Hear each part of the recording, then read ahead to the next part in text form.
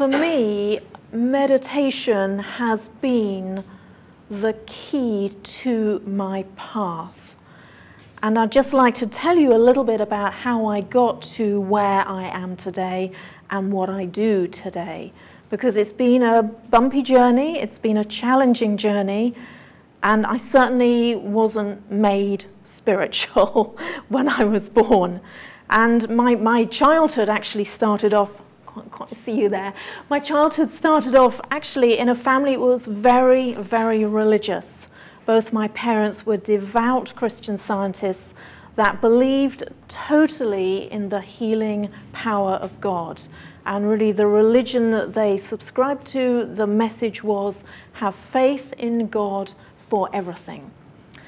And, you know, as a young child, growing up and watching all of this, it didn't seem to kind of look like it worked particularly to me, but, you know, when you're young, you just accept what you're given. And, you know, I duly went to Sunday school and, you know, had to attend the odd church service.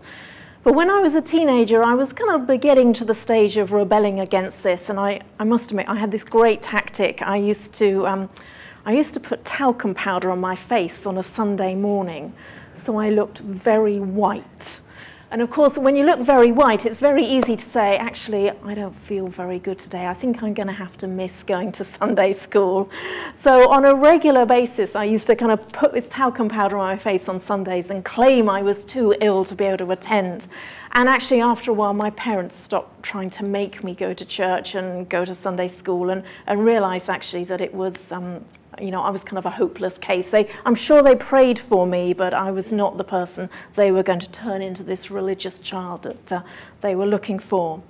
But I think what really made me come to a point of absolutely questioning God, of questioning the existence of God, whether I could trust him or not, was that when I left university, I lost both my parents quite quick succession.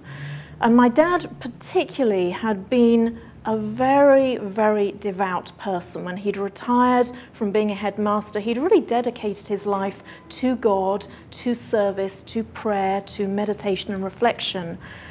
And yet he died from an illness that actually, if he hadn't just had faith in God, but if he'd kind of gone to a doctor as well, he would actually have been saved from. And so to my 21-year-old mind, it made me think, well, hang on a minute. You really believed in God, and yet when you really needed God, actually, God just let you down.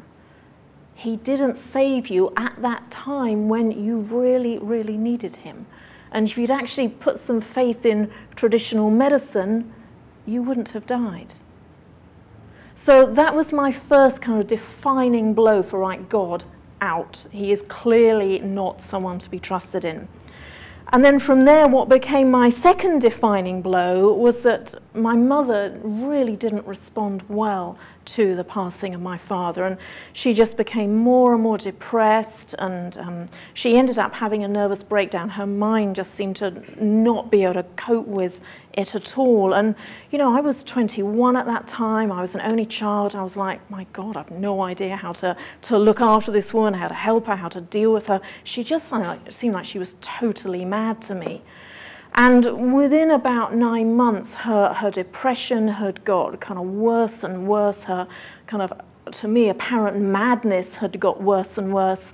And I remember coming home one night and she wasn't in the house, and we started to kind of look as to where she might be, and we went into our garage and she was in the car there with a hose pipe connected from the exhaust into the car that she was sitting, and we found her dead. And you know, I just thought, he was another person that really prayed to God, that all her friends had faith in God, they believed in God, and yet this is what God does. You know, when you need him the most, he lets you down. So those two things were really defining moments for me, and it was like, right, that is it. You know, I am not having anything more to do with God. I'm going to become an atheist. I have no trust in God. Actually, I hate God and I don't want him in my life at all. And I was really adamant about that for quite a long period of time. But what actually happened to me as the years went by what my kind of talents were, what my passions were, I was really, really keen on horses. I loved riding. I was a keen competitor. I actually taught an awful lot as well. And I went to this dressage trainer who was a fantastic lady who kind of taught this whole approach called Ride with Your Mind. And actually, she still does it today. And what she taught me was that the way to really be a great rider, a great trainer, a great competitor was actually to use visualization, to use meditation, to have a lot of body awareness, to understand a lot about NLP. And actually, these techniques absolutely hooked me. I was like, wow, this is fantastic. And meditation, out of all of her techniques, was the thing that really captured my sense of imagination. And I started really kind of getting into meditation. And I thought, well, meditation's got nothing to do with God, so I'm okay. You know, I don't have to do the God thing, but I can really develop my meditation practice. And actually, it very much helped me with horses because I just had a real intuitive sense as to how to ride them, how to train them, how to get the best out of them.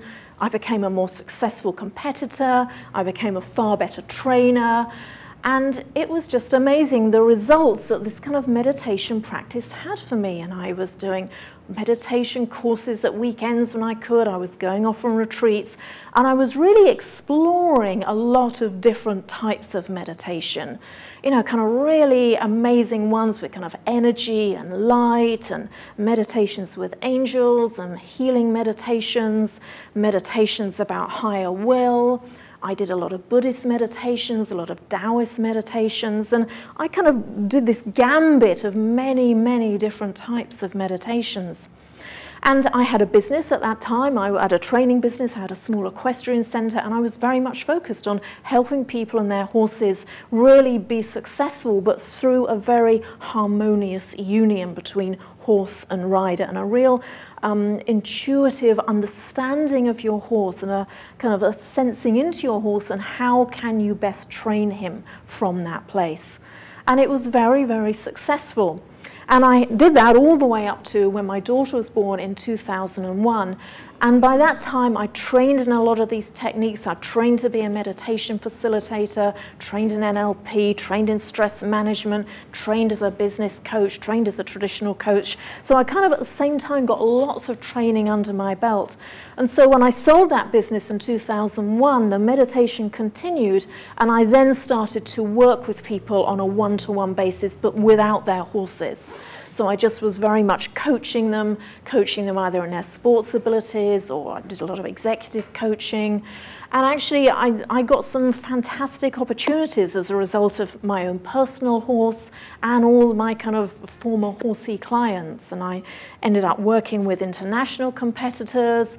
I ended up doing a lot of traveling as an executive coach and going to some really amazing countries. And then also I kind of migrated and very much worked with entrepreneurs, helping them use these same techniques to make their business successful. But what stayed through all of this was my meditation, and then my interest in A Course in Miracles, which was really the key thing that made me kind of have to re-examine my thoughts, my beliefs, my attitudes about God. And it was almost like as I went through the course workbook, the course is a 365-day spiritual training program. As I went through that workbook time and again and deepened my understanding, it was like the course was saying to me, you have got to heal your relationship with God. You've got to heal this distaste of Him, this lack of trust in Him, this hatred for Him. All of that is just a reflection of what's going on in you. You've got to heal that.